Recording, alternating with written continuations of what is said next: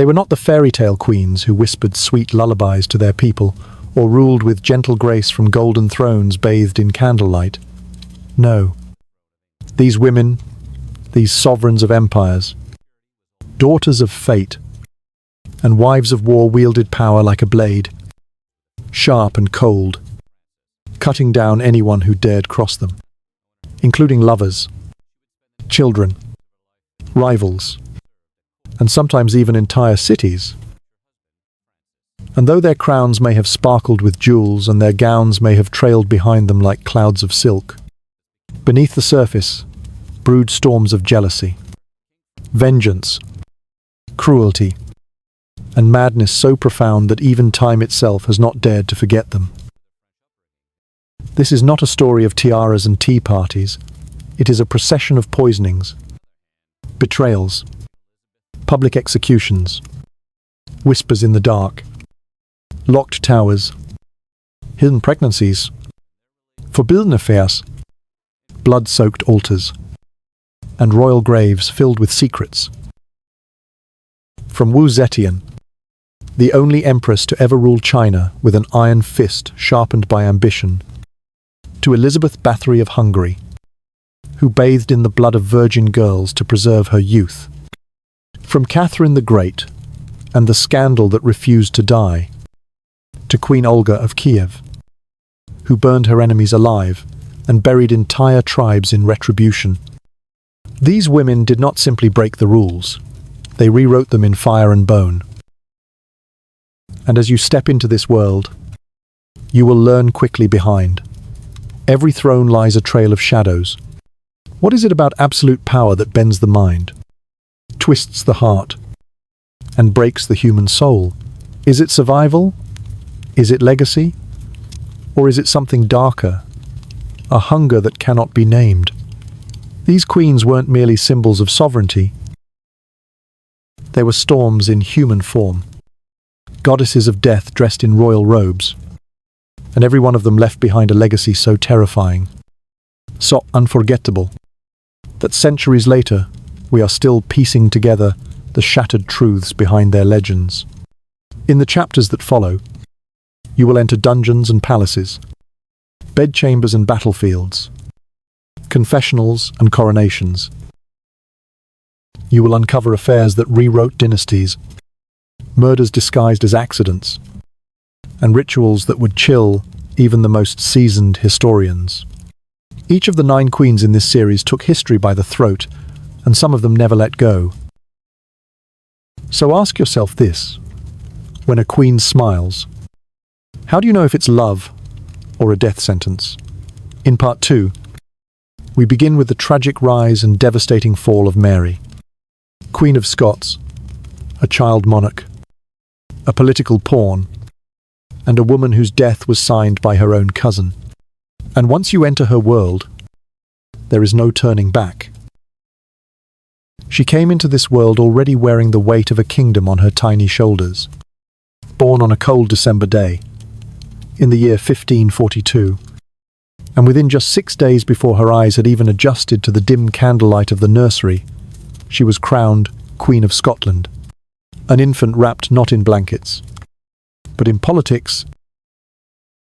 Her father, King James V, had died under mysterious circumstances. Some say of fever, others say of heartbreak.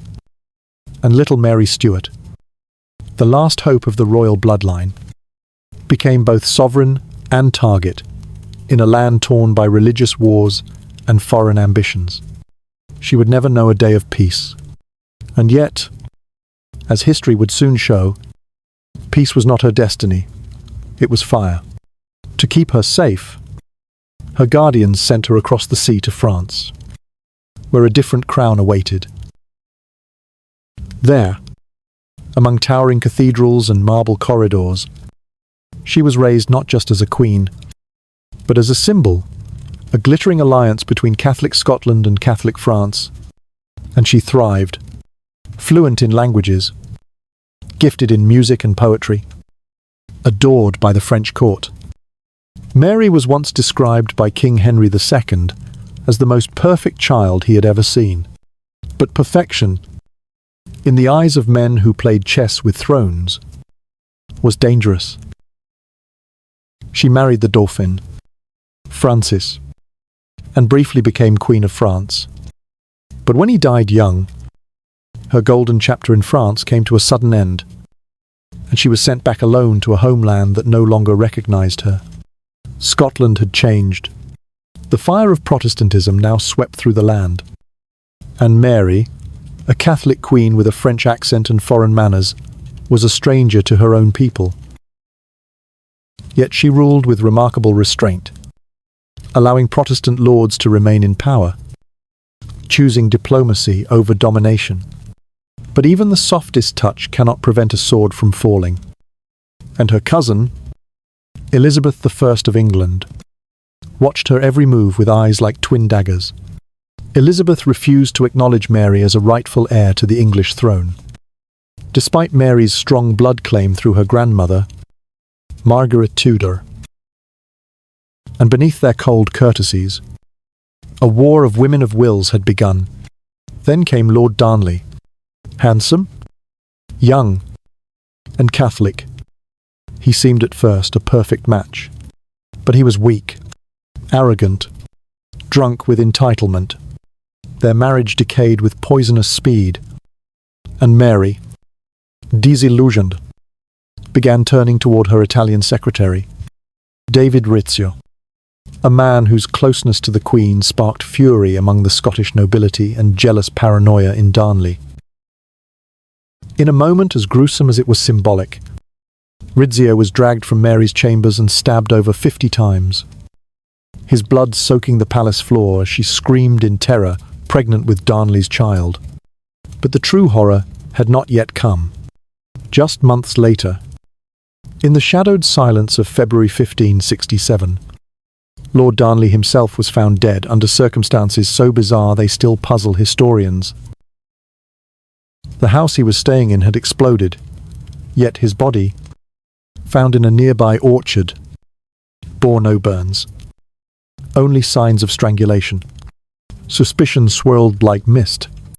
Whispers turned to accusations, and all eyes turned to James Hepburn, the Earl of Bothwell, a man who had long hovered near Mary like a hawk waiting for its moment, whether by love, coercion, or a desperate bid for safety.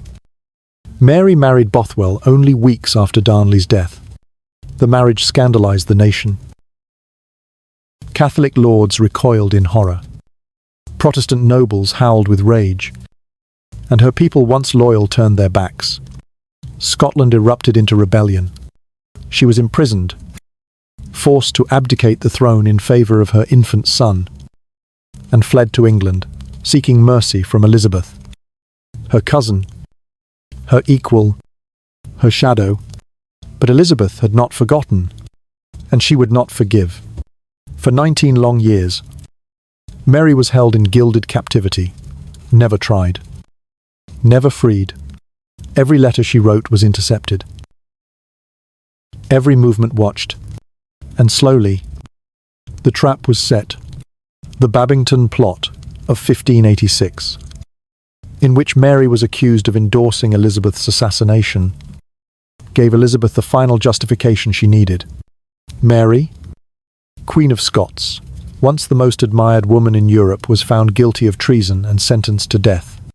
On a cold February morning, in the year 1587, she walked to the scaffold, draped in black.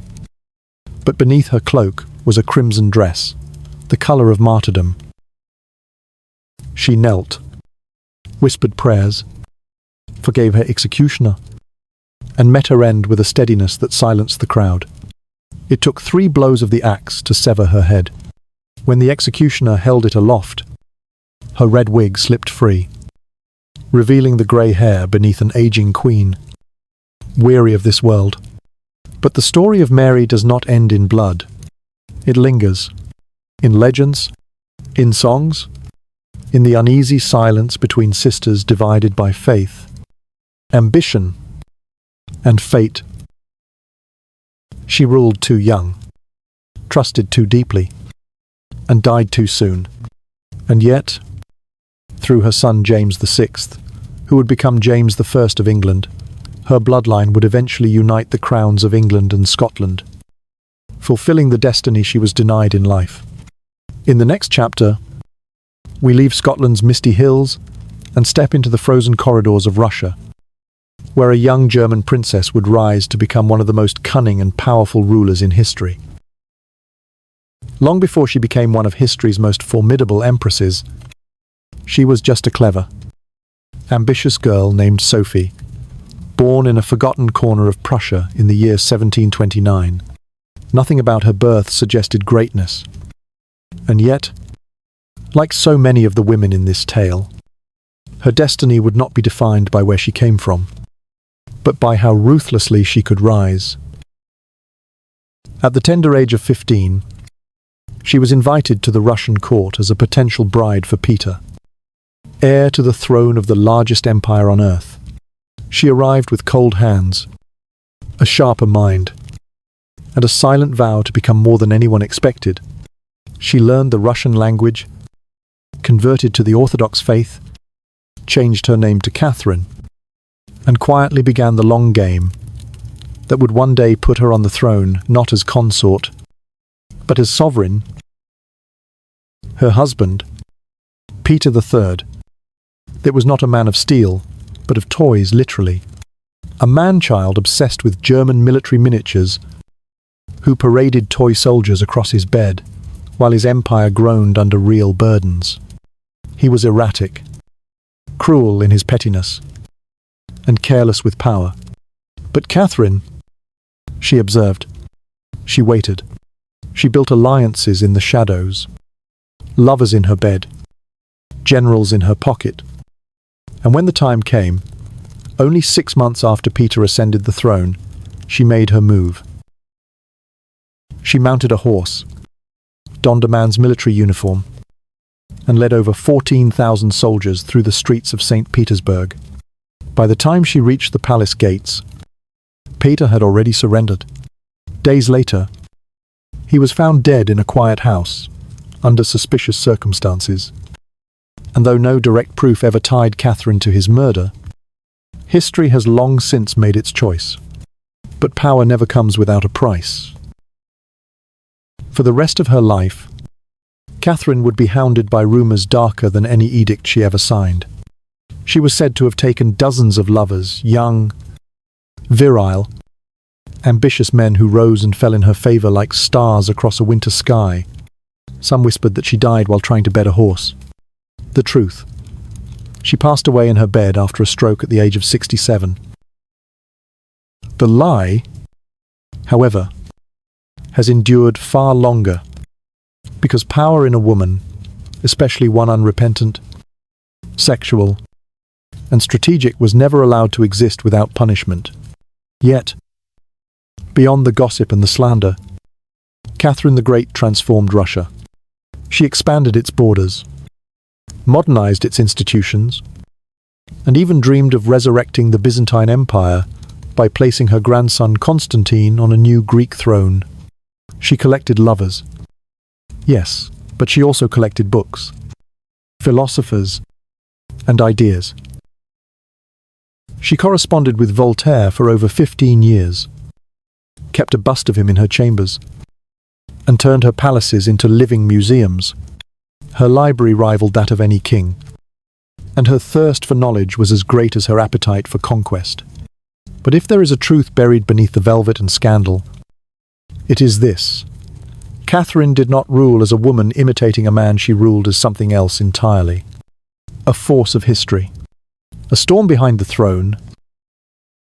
Next, we travel westward to the haunted hills of Hungary, where a woman with cold hands and colder eyes turned her castle into a temple of blood. In the dead heart of Transylvania, behind the crumbling walls of Chartisay Castle, lived a woman whose name still stains the pages of history in crimson. Elizabeth Bathory was born into nobility in the year 1560. A member of one of Hungary's most powerful families, her uncle was the King of Poland. Her cousin, a warlord. She herself was educated, fluent in multiple languages, and married off young to a respected general. But behind the privilege and power, something in her soul had split, and from that rupture, horror leaked like black ink into every corner of her legacy. It began with whispers, servants vanishing, bruises on kitchen maids, the sounds of screaming behind locked doors. But in time, the rumors turned to accusations, and accusations to discovery. Because Elizabeth, it is said, did not merely kill. She indulged, she experimented, she delighted. Her victims were almost always girls, peasant daughters brought into the castle to serve and never seen again. According to testimony later collected during her trial, she devised punishments, so elaborate and cruel they defy belief, forcing girls to undress and roll in snow until their flesh froze, driving needles beneath their fingernails, or sewing their mouths shut with horsehair. And then came the most enduring legend, the one that earned her the title of the Blood Countess. It is said that one day, after striking a servant so hard that blood spattered across her hand, Elizabeth noticed her skin looked younger, softer, where the blood had touched. From that moment on, the killings were no longer punishments, but rituals. She began bathing in the blood of virgins, believing it to be a fountain of youth. She kept detailed records. She selected victims. She kept them alive for days to extract every drop. Her husband, it seems, enabled her with a gift more monstrous than any jewel, a private torture chamber hidden in the castle. Eventually, even the nobility could no longer ignore the vanishing children, and in the year 1611, the king ordered her arrest. When soldiers stormed the castle, they found bodies hanging from rafters, girls chained to walls, and pits filled with bones. She was never put on public trial. Her bloodline was too noble, for her secrets too dangerous, but she was bricked into a chamber of her own home, a single slit left for air and food. She remained there for 3 years before she died in silence. No last words, no confession, only the stone walls and the ghosts of hundreds.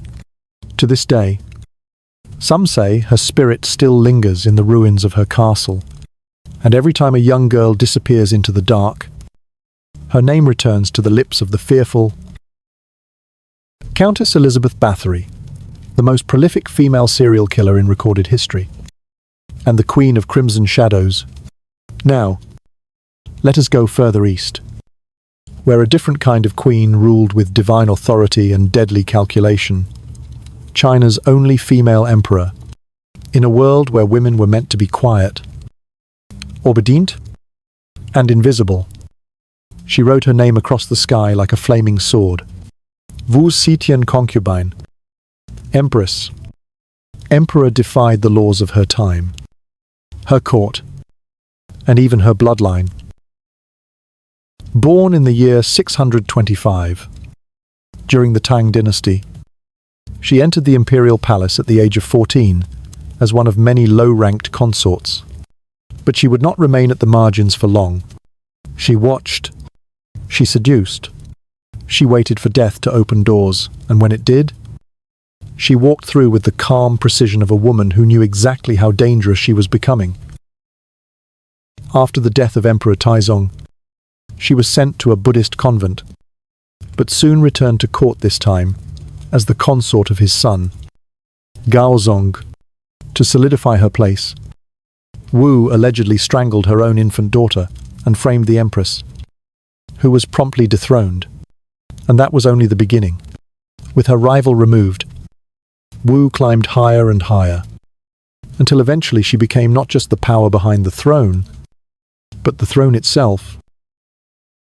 In the year 690, she crowned herself Emperor of China, a title never before held by a woman, and she ruled in her own name, not as mother, wife, or regent, but as supreme sovereign. Her rule was efficient, reformist, and often brutal. She purged ministers by the dozens, eliminated rivals within the royal family, and executed or exiled anyone who questioned her legitimacy. Entire branches of her bloodline were cut off like weeds. She even forced her grandchildren to take their own lives after they voiced dissent. Spies crawled through her court like silkworms, and whispers in the wrong direction could end in exile, torture, or death. And yet, beneath the iron, there was vision. She opened pathways for civil servants outside the aristocracy, promoted education, and protected Buddhism as a counterbalance to the Confucian scholars who resented her power.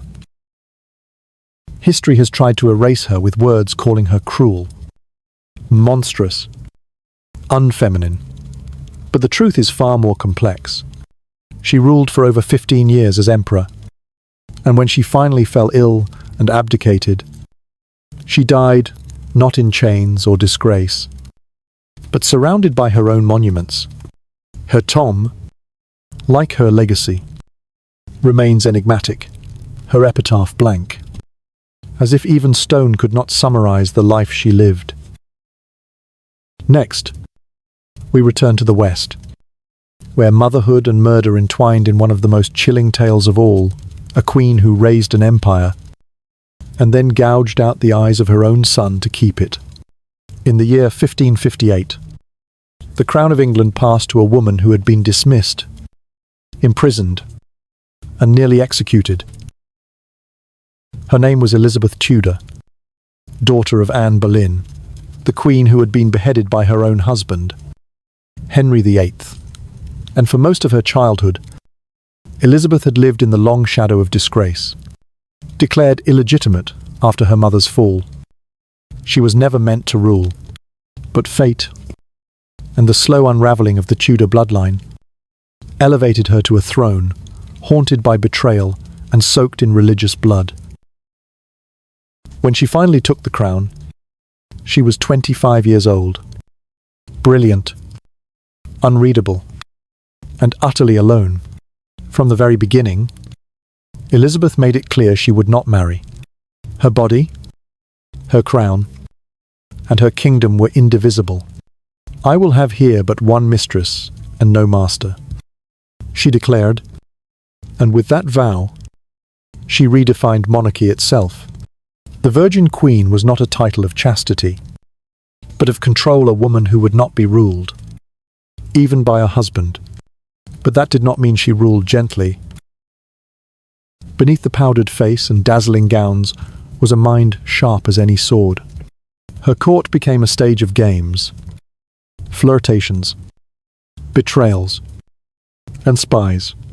She danced with diplomats, humiliated rivals, and punished even her closest companions if they crossed her. Her rage, though often slow-burning, was merciless.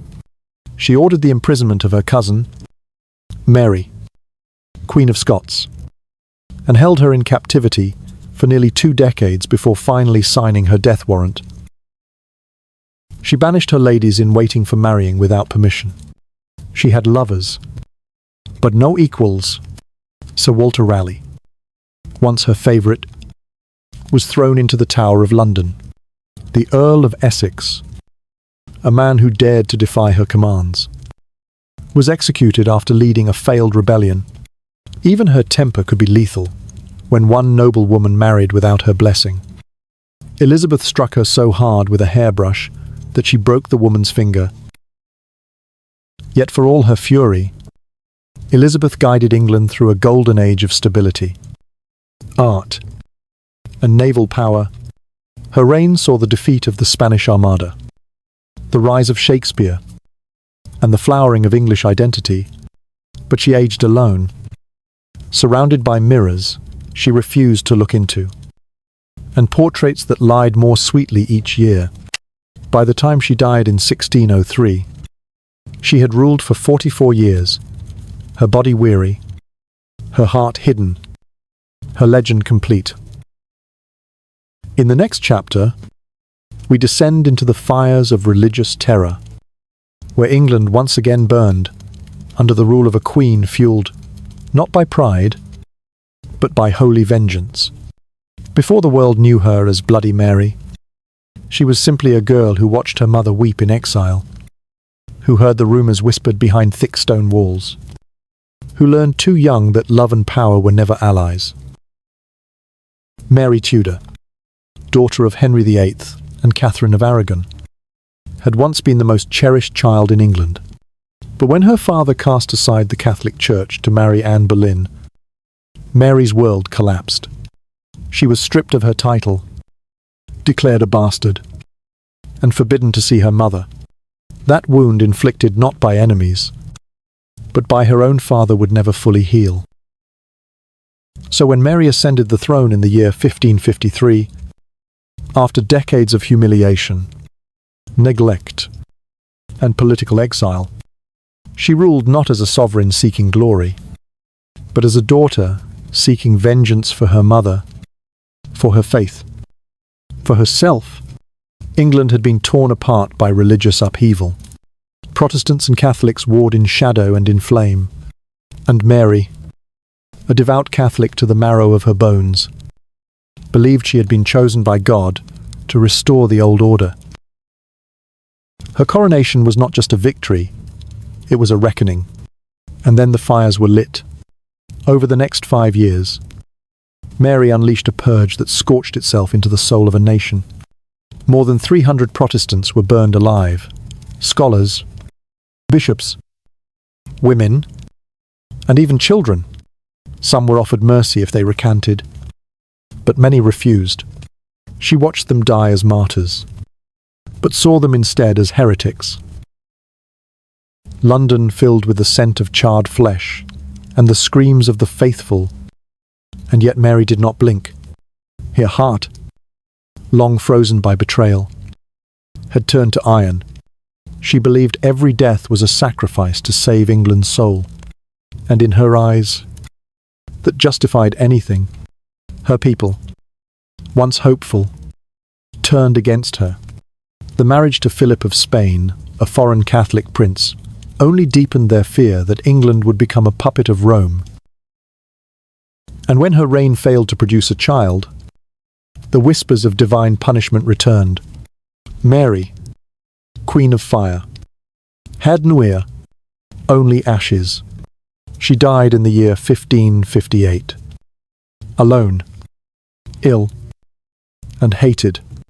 But her legacy endured not through children, but through memory. And though the Protestants would later shape her name into a horror story, the truth is far more tragic than monstrous. Mary ruled as a woman who had been shattered by history.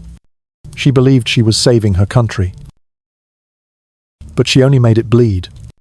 Now, in our final chapter, we turn from fire to frost, from terror to calculation, to a queen whose power was not born from violence, but from something colder silence, secrets, and the art of staying just beyond the reach of her enemies. By the time Queen Victoria died in the year 1901, she had reigned over the largest empire the world had ever seen. But long before the title of Empress of India, long before her name became synonymous with moral restraint and global dominion, she was just a lonely girl in Kensington Palace, shadowed by loss and starved for affection. Her father died when she was a baby. Her mother kept her isolated, watched, controlled, and when she finally became queen at the age of 18, she vowed that no one would ever again write the script of her life. For 63 years, she ruled not only with law, but with presence. Victoria redefined monarchy, not as divine right, but as domestic spectacle. She became a symbol of motherhood, mourning, and empire. But behind the stiff portraits and the ceremonial processions was a woman far more complex and far more secretive than the world was ever allowed to see. After the death of her beloved husband, Prince Albert, Victoria collapsed into a grief so profound that it became her second skin. She dressed in black for the rest of her life. She withdrew from court. She ordered her servants to continue laying out Albert's shaving kit each morning, as if he might return. But grief, in Victoria, became a kingdom unto itself, and within that shadowed realm, she formed an attachment that would scandalize her family for generations. His name was John Brown, a Scottish servant, rough in manner, fiercely loyal, and utterly unlike anyone else in her royal sphere. Some said he was her confidant. Others claimed he was her lover. But when Victoria died, she left instructions that spoke louder than denial. She asked to be buried with a lock of his hair. His photograph, and a wedding ring he had given her, slipped secretly onto her finger by her doctor, hidden beneath her white mourning gloves. Victoria's secrets did not end there. In her coffin were mementos, talismans, whispers of other lives, both royal and forbidden. She was buried not just as a queen, but as a woman surrounded by the ghosts of those she had loved, those she had lost, and those her family had tried to erase. Even in death, she controlled the narrative. The official portrait was one thing, the coffin was another. And perhaps that is the truest definition of power, not the ability to command armies or crush rebellions, but the ability to outlive your enemies, to silence your critics, and to leave behind a legacy so vast, so veiled in shadow and myth, that even the truth must knock before it enters.